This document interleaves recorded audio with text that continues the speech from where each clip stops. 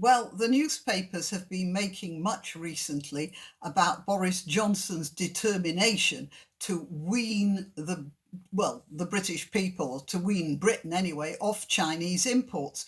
The Sun newspaper has it that he's banning products which are the output of slave labour, while the Telegraph here, taking their story from the Times actually, say it's a matter of strategic imports in light of the coronavirus outbreak. But it also says the plan, codenamed Operation Defence, oh, they do like their code names, don't they, include identifying Britain's main areas of economic vulnerability to potentially hostile foreign governments. Well, you see, well, I'll tell you what I thought of. The first words that leapt to my mind when I saw that was an expression much used by Jordan Peterson, and it's, well, good luck with that. But that aside, I'm going to illustrate my point by showing you a few screenshots documenting a little adventure I had involving my sewing machine. Now, guys, I'm not going to be talking about sewing machines per se, so don't worry. But what I have to tell you is I've been making masks for the owner of the stable yard. And to cut a long story short, my sewing machine broke down. If anyone wants to hear the whole story, I'll tell you that in another video. But suffice it to say, during lockdown, there was little chance of me having my super special, all singing, all dancing, all embroidering, faff sewing machine back at work anytime soon. And all I had left was an old treadle machine, a Vickers straight stitch machine, which I'd inherited from my mother-in-law, and it comes in this cabinet. Now, it was an antique when she had it. I think Vickers stopped making sewing machines when they started making aeroplanes at the beginning of World War II. Anyway, back to the sewing machine. It needed a bit of attention. But I didn't have a screwdriver short enough to get behind some of the machinery. You see, it needed cleaning and oiling. So I'm not sure if the local DIY superstore is open, but even if it is, I'd rather not go there and stand in one of those yards long queues while they let the shoppers in one at a time. So I went onto Amazon and looked for screwdrivers. Well, stubby screwdrivers. And I was determined not to buy a Chinese screwdriver because the whole reason I was taking this Vickers sewing machine apart was because I couldn't get out of the house. Anyway, I went into and out of various outlets on the Amazon website. I must have seen about 10 Chinese screwdrivers until I finally found a German one and ordered it. But you know what? When it arrives, I wouldn't be at all surprised if I discovered that somewhere on the screwdriver was a sticker saying "Made in China." And I'll tell you why. At the same time as I was thinking about getting a short screwdriver, I also thought that perhaps I could keep warm and cheer myself up with a colourful new jumper. For you Americans, that's a sweater. I know in the States, a jumper is what we call a pinafore dress round here. But over here, a jumper is an article of knitwear. Do bear that in mind. So while I was on Amazon, I looked for long jumpers. I wanted something to wear with leggings, and I came across this page. I thought that the cream one in the middle might do the trick, and possibly in a different colour, because they always come in different colours. So I clicked the link and I got this. Notice how many colours that style comes in.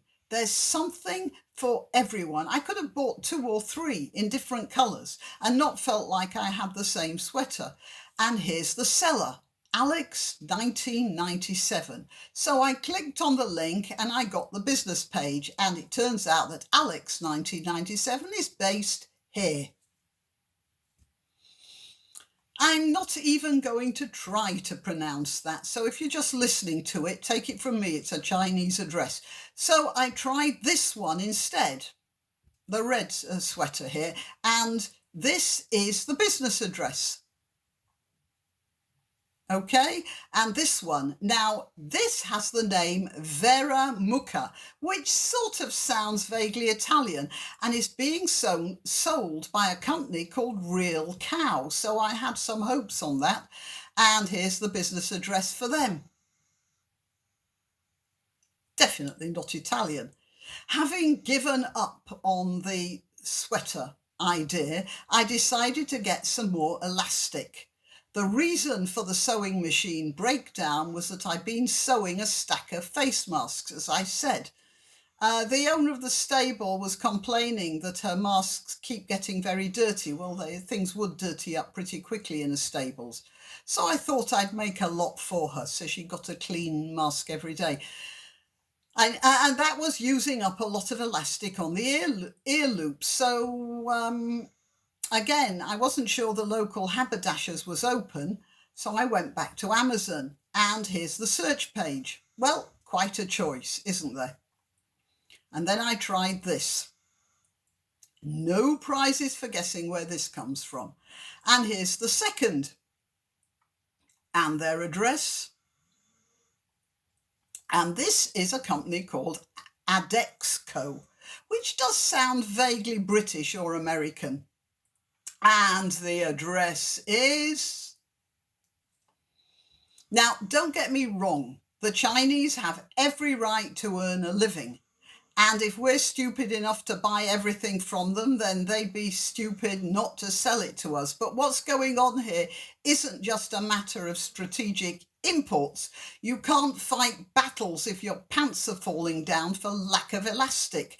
You can't sew your own clothes if you can't get the tools you need to repair the sewing machines. Oh, and by the way, having given up on Amazon, I went to our great British company, Marks and Spencer's.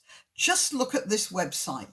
Just look at this dull collection of miserable, unimaginative, pedestrian sameness. Sheesh, no wonder the models look so depressed.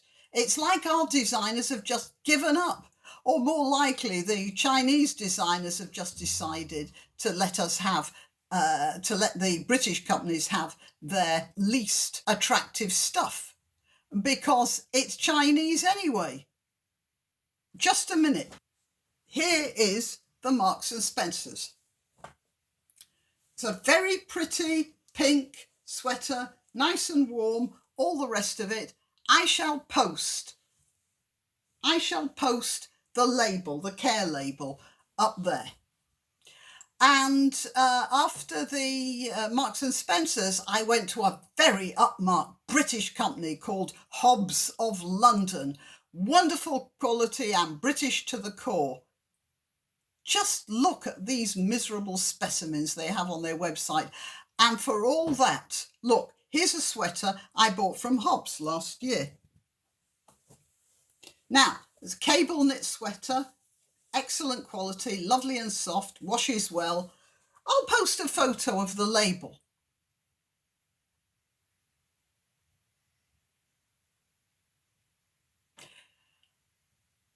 So, I think, Boris, we have quite a long way to go, haven't we?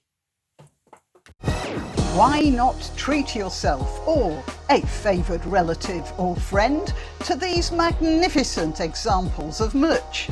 The mugs and t-shirts come in the Graniopteryx design or Grambo with a firearm or the more deadly knitting needles. Go to www.graniopteryx.com and whatever platform you're watching this on, please click like, subscribe and share.